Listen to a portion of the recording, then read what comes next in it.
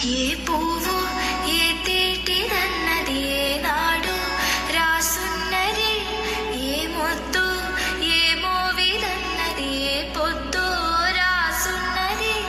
బంధాలే పెనవేయో యసుగు అందాలే దాసోహమనదు, మందారం విరబూయో పెదవుల మధువులనే చవి చూడమనగ. పరువాలే ప్రణయాలే స్వప్నాలే స్వర్గాలే,